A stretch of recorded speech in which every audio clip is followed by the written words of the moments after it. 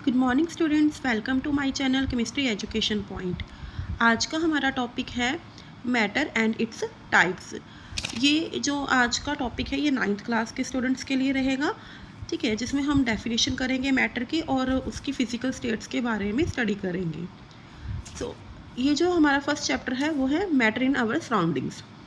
सबसे पहले हम बात करते हैं मैटर। मैटर की जो डेफिनेशन है वो है anything which has mass and occupy space. कोई भी ऐसी चीज़ जिसका मास हो और जो स्पेस ऑक्यूपाई करे वो मैटर कहलाता है। आप इस पेन को देख सकते हो, अगर हम इस पेन को यहाँ पर रख रहे हैं तो ये स्पेस ऑक्यूपाई कर रहा है और इसका कुछ ना कुछ मास भी है। इट मीन्स से ये मैटर की कैटेगरी में आता है। अब हम बात करते हैं कि मैटर की कौन कौन सी स्टेट्स होती हैं। तो सबसे पहले हम फिजिकल स्टेट्स ऑफ मैटर की बात करते हैं। फिजिकल स्टेट्स ऑफ मैटर में हमारे पास 3 टाइप्स की हमारे पास स्टेट्स हैं इसकी: solid state, liquid state and gaseous state. अब अक्सर क्वेश्चन ये सिंपल आपको ऐसे नहीं आ जाएगा डायरेक्ट कि सॉलिड स्टेट क्या है, लिक्विड स्टेट क्या है या गैसियस स्टेट क्या होती है। आपको इनमें डिफरेंस आ सकता है, ठीक है। आपको कोई एग्जांपल आ सकती है, वो आपसे पूछ सकते हैं कि ये सॉलिड स्टेट में एग्जिस्ट करता है, लिक्विड में या फिर गैसियस स्टेट में। तो हम सबसे पहले डिफरेंस देखेंगे। डिफरेंस में हम ये देखेंगे कि हमारे पास हम इनके डिफरेंस को किस तरह से लिख सकते हैं या समझ सकते हैं। तो अगर आप सॉलिड, लिक्विड और गैस के डिफरेंस को समझना चाहते हो तो आपको कुछ उनकी प्रॉपर्टीज़ के बारे में समझना होगा, जिनकी बेसिस पे हम इनको डिफ्रेंशिएट कर सकते हैं। So here we can start the difference between the solid, liquid and gas state. तो सबसे पहली प्रॉपर्टी है शेप एंड वॉल्यूम। अगर आप सॉलिड स्टेट की शेप की बात करते हैं तो इसका एक डेफिनेट शेप और वॉल्यूम होता है। जैसे आप मेरे हैंड में पेन देख सकते हो, इसका एक डेफिनेट शेप है और इसका एक डेफिनेट वॉल्यूम भी है। बट अगर हम लिक्विड की बात करते हैं तो लिक्विड का कोई डेफिनेट शेप नहीं होता है, बट इसका डेफिनेट वॉल्यूम होता है। इनडेफिनेट शेप मीन्स आप देख सकते हो कि अगर हम एक ग्लास में वाटर डालते हैं तो वो ग्लास की शेप ले लेता है। किसी प्लेट में अगर आप वाटर डालते हो तो वो उस प्लेट की शेप ले लेता है। लेकिन हाँ, उसका वॉल्यूम डेफिनेट होता है। अब वॉल्यूम डेफिनेट का मतलब हमें पता है कि हमें 1 लीटर लिक्विड चाहिए, 2 लीटर लिक्विड चाहिए, इट मीन्स टू से it has a definite volume. अब हम अगर गैसेस की बात करते हैं तो गैसेस की ना तो कोई डेफिनेट शेप होती है, ना ही गैसेस का डेफिनेट वॉल्यूम होता है। सेकेंड प्रॉपर्टी है inter particle space. Inter particle space का मतलब होता है कि पार्टिकल्स के बीच का स्पेस कैसे रहेगा। अगर हम सॉलिड्स की बात करते हैं तो पार्टिकल्स का जो स्पेस है आप देख सकते हो यहाँ पर।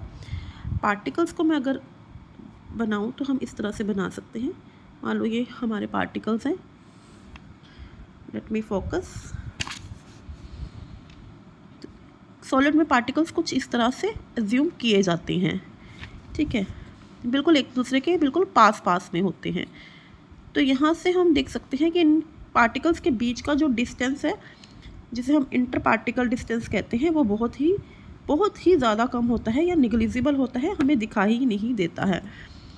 फिर अगर हम लिक्विड की बात करें तो लिक्विड में जो पार्टिकल्स का डिस्टेंस है वो थोड़ा बहुत रहता है उनके बीच। और अगर हम गैसेस की बात करें तो गैसेस में पार्टिकल्स बहुत दूर दूर पड़े होते हैं। अब ये जो पार्टिकल्स हैं इनका क्या मतलब है, आप पार्टिकल्स से क्या समझोगे?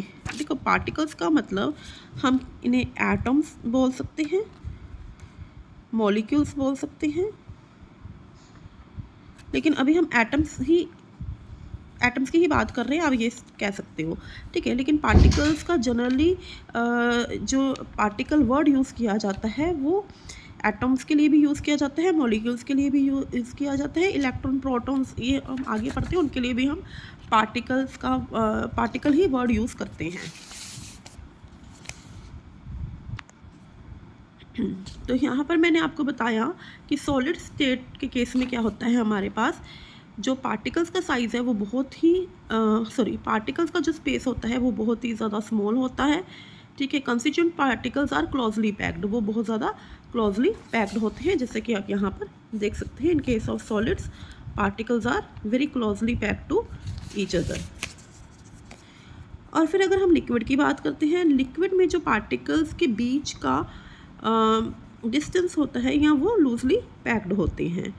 और अगर हम गैसेस की बात करते हैं तो उनके बीच का जो स्पेस होता है वो बहुत ज़्यादा होता है, ठीक है, और बहुत ज़्यादा लूजली पैक्ड होते हैं। यहाँ पर आप लिख सकते हो वेरी लूजली पैक्ड। अगर आप इस तरह से डिफरेंस दोगे ना, यहाँ पर प्रॉपर्टीज़ को अलग से लिखोगे और फिर तीनों को उसके बेसिस पे डिफ्रेंशिएट करोगे तो आप एक अच्छे मार्क्स जो है वो ले सकते हो। हाँ, हम सीधा भी लिख सकते हैं कि हम इसे हटा दें, सीधा लिख दें कि इसका डेफिनेट वॉल्यूम और शेप है, इसका इनडेफिनेट शेप और बट डेफिनेट वॉल्यूम है, तब भी हमें मार्क्स मिल जाते हैं। लेकिन अगर हम इस तरह से रिप्रेजेंट करेंगे तो हम अच्छे मार्क्स ले सकते हैं। उसके बाद है third point, inter particle forces of attraction. Inter particle forces of attraction यानी कि पार्टिकल्स के बीच का जो फोर्स ऑफ अट्रैक्शन है वो कैसा होता है, मतलब वो कितना एक दूसरे को अट्रैक्ट करते हैं, उसे हम inter particle force of attraction बोलते हैं। सॉलिड के केस में inter particle force of attraction बहुत ज़्यादा होता है, दैट्स वाई वो बहुत ज़्यादा क्लोजली पैक्ड होते हैं। लिक्विड के केस में वीक होता है और गैसेस स्टेट में बहुत ज़्यादा वीक होता है, इसलिए वो लूजली पैक्ड होते हैं। नेक्स्ट प्रॉपर्टी है हमारी फ्लूइडिटी। फ्लूइडिटी का मतलब होता है कि वो किस तरह से फ्लो कर सकते हैं, मतलब मूव कर सकते हैं। अगर हम सॉलिड की बात करें, अगर मैंने पेन यहाँ पर रखा है तो क्या ये मूव कर सकता है अपने आप? नहीं। तो इट मीन्स से इसमें फ्लूइडिटी पॉसिबल नहीं है। लिक्विड फ्लो कर सकते हैं और गैसेस भी फ्लो कर सकते हैं, तो कैन फ्लो। फिफ्थ पॉइंट है डेंसिटी। सॉलिड की जो डेंसिटी है वो बहुत ज़्यादा होती है क्योंकि इसमें जो पार्टिकल्स हैं वो बहुत ज़्यादा क्लोजली पैक्ड होते हैं। इनकी डेंसिटी लो होती है क्योंकि इनके जो कॉन्स्टिट्यूएंट पार्टिकल्स हैं वो लूजली पैक्ड होते हैं। और गैसेस के केस में अगर हम डेंसिटी की बात करें तो यहाँ पर डेंसिटी बहुत ही ज़्यादा कम होती है। डेंसिटी को आप इस तरह भी समझ सकते हो। डेंसिटी को समझने के लिए मैं आपको एक अच्छा सा पॉइंट बताऊँगी। डेंसिटी का मतलब होता है मास अपॉन वॉल्यूम। तो यहाँ पर देखिए आप, सॉलिड के केस में हमने बात क्या की है कि जो इसकी डेंसिटी है बहुत ज़्यादा हाई होती है। हाई का मतलब अगर हम यहाँ पर पार्टिकल्स लेंगे तो ये पार्टिकल क्लोजली पैक्ड है, इसका मतलब इनका वॉल्यूम बहुत ज़्यादा कम होगा। ये कम वॉल्यूम ऑक्यूपाई करेंगे, ये कम वॉल्यूम ये घेरेंगे, इसका मतलब है इसकी डेंसिटी जो है वो क्या होएगी? हाई होएगी। क्यों? क्योंकि डेंसिटी जो है वो inversely proportional to the volume है। ये बहुत ही ज़्यादा इंपॉर्टेंट पॉइंट है डेंसिटी का। आपसे पूछ सकते हैं कि जो सॉलिड की डेंसिटी है वो कम क्यों, सॉलिड की डेंसिटी हाई क्यों होती है, वॉल्यूम कम क्यों होता है as compare to the liquid state. तो आप ये बोल सकते हो कि सॉलिड के केस में जो पार्टिकल्स हैं उनके बीच का जो वॉल्यूम है या उनका वॉल्यूम लेस होता है, इसीलिए उनकी डेंसिटी हाई होती है। अगर हम लिक्विड की बात करते हैं, लिक्विड के केस में हमारे पास क्या है? लिक्विड के केस में वॉल्यूम ज़्यादा हो जाता है और डेंसिटी उस वक्त फिर लेस हो जाती है। गैसेस के केस में तो और ज़्यादा वॉल्यूम जो है वो ज़्यादा हो जाएगा और डेंसिटी उतनी ही हमारी कम हो जाएगी। तो इस तरह से आप डेंसिटी का पॉइंट क्लियर कर सकते हो। सॉलिड के केस में डेंसिटी हाई, लिक्विड के केस में डेंसिटी लो, गैसेस के केस में density very low. Kinetic energy.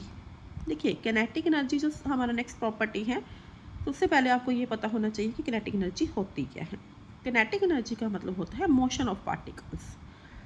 जितना पार्टिकल्स मूव करेंगे, जो एनर्जी पार्टिकल्स के मोशन की वजह से आती है उसको हम कैनेटिक एनर्जी बोलते हैं। तो यहाँ पर इट्स अंडरस्टूड कि यहाँ पर पार्टिकल्स के बीच का डिस्टेंस ही नहीं है तो वो मूव तो करेंगे ही नहीं, उनका तो मोशन होगा ही नहीं, इसलिए इनकी डेंसिटी लो होती है। लिक्विड की कंपैरेटिवली हाई होती है क्योंकि ये मूव कर सकते हैं, फ्लो कर सकते हैं।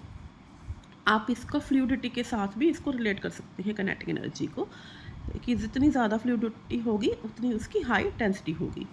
अब यहाँ पर गैसेस के केस में ये ज़्यादा अच्छे से फ्लो कर सकती है गैसेस, इसीलिए इसमें मोशन की वजह से जो एनर्जी आती है वो ज़्यादा रहती है, इसीलिए इसकी काइनेटिक एनर्जी भी गैसेस की बहुत ज़्यादा होती है। नेक्स्ट प्रॉपर्टी है कंप्रेसिबिलिटी। कंप्रेसिबिलिटी का मतलब क्या होता है? कंप्रेसिबिलिटी का जो हमारा पॉइंट है वो डिपेंड करता है प्रेशर पर, कि हम कितना प्रेशराइज कर सकते हैं पार्टिकल्स को।